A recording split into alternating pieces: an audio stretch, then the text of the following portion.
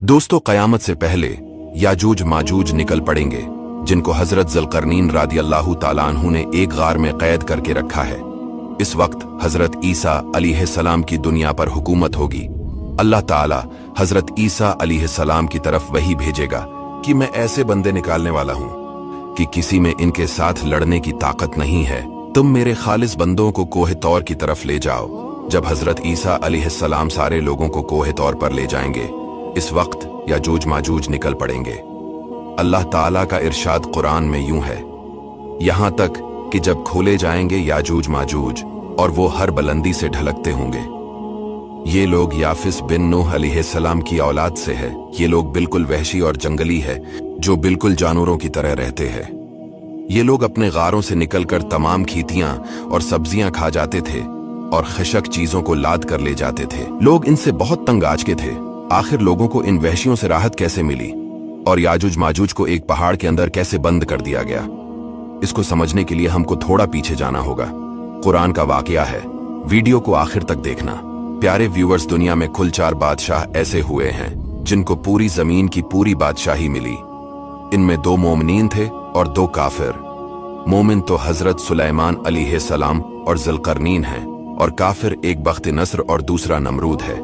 और तमाम रुए जमीन के 1/5वें बादशाह इस उम्मत में होने वाले हैं, जिनका नाम हजरत इमाम मेहदी रज़ियल्लाहु ताला अन्हु है। लेकिन आज हम जिस बादशाह की बात करने वाले हैं वो है हजरत ज़ुल्करनैन रज़ियल्लाहु ताला अन्हु। कुरान मजीद में हजरत ज़ुल्करनैन के 3 सफरों का हाल बयान हुआ है जो सूरह कहफ में है। हम कुरान मजीद ही से उन तीनों सफरों का हाल तहरीर बयान करते हैं। हजरत ज़ुल्करनैन का पहला सफर। हजरत ज़ुल्करनैन ने पुरानी किताबों में पढ़ा था कि साम बिन नूह अलैहिस्सलाम की औलाद में से एक शख्स आबे हयात के चश्मा से पानी पी लेगा तो इसको मौत न आएगी। इसलिए हजरत ज़ुल्करनैन ने मगरिब का सफर किया। आपके साथ हजरत खज़र अलैहिस्सलाम भी थे। वो तो आबे हयात के चश्मा पर पहुंच गए और इसका पानी भी पी लिया, मगर हजरत ज़ुल्करनैन के मुकद्दर में नहीं था, वो महरूम रह गए। इस सफर में आप जानिब मगरिब रवाना हुए तो जहां तक आबादी का नामो निशान है, वो सब मंजिलें तय करके आप एक ऐसे मकाम पर पहुंचे कि उन्हें सूरज गुरूब के वक्त ऐसा नजर आया कि वो एक सियाह चश्मा में डूब रहा है, जैसा कि समंदरी सफर करने वालों को आफताब समंदर के काले पानी में डूबता नजर आता है। वहां इनको एक ऐसी कौम मिली जो जानवरों की खाल पहने हुए थी। इसके सिवा कोई दूसरा लिबास इनके बदन पर नहीं था, और दरियाई मुर्दा जानवरों के सिवा इनकी गजा का कोई दूसरा सामान नहीं था। ये कौम नासिक कहलाती थी।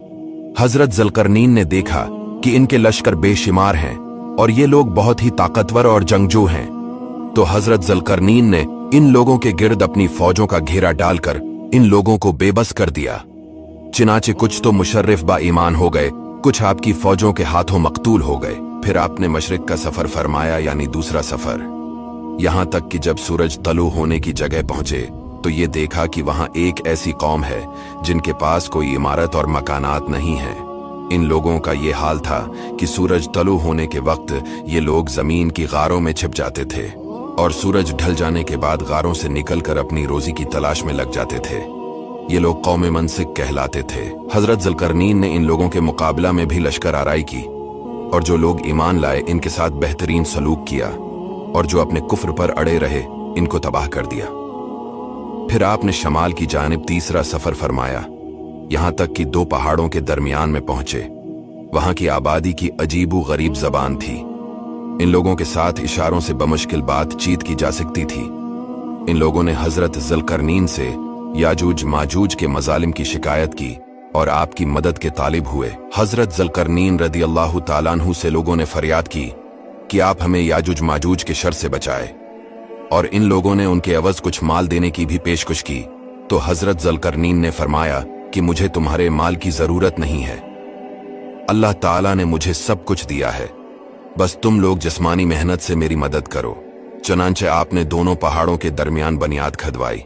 जब पानी निकल आया तो इस पर पगलाए तांबे के गारे से पत्थर जमाए गए और लोहे के तख्ते नीचे ऊपर चनकर उनके दरमियान में लकड़ी और कोयला भरवा दिया और उसमें आग लगवा दी। इस तरह ये दीवार पहाड़ की बुलंदी तक ऊंची कर दी गई और दोनों पहाड़ों के दरमियान कोई जगह न छोड़ी गई। इस तरह ये दीवार मुस्तहकम दीवार बन गई। हदीस शरीफ में है कि याजूज माजूज रोजाना इस दीवार को तोड़ते हैं।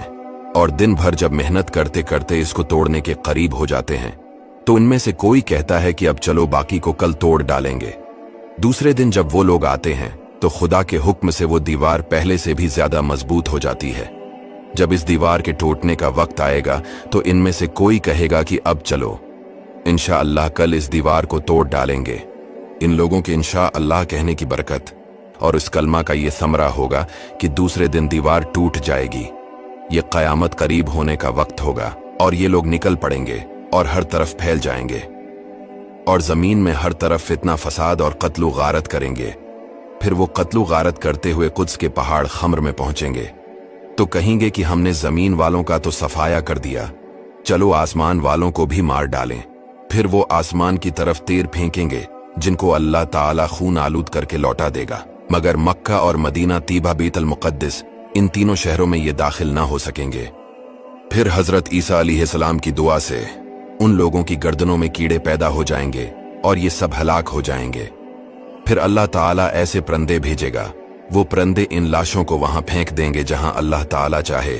फिर अल्लाह ताला एक आलमगीर बारिश भेजेगा जिससे जमीन बिल्कुल साफ हो जाएगी। इस बारिश की वजह से जमीन की पैदावार में बड़ी तरक्की होगी, यहां तक कि एक अनार एक जमात के लिए काफी होगा। हजरत ईसा अलैहिस्सलाम दुनिया में 40 साल रहेंगे, आपका निकाह होगा, औलाद पैदा होगी, फिर आप इंतकाल फरमाएंगे और हुजूर सल्लल्लाहु अलैहि वसल्लम के रोज़ा पाक में दफन होंगे। दोस्तों शेयर जरूर कीजिए।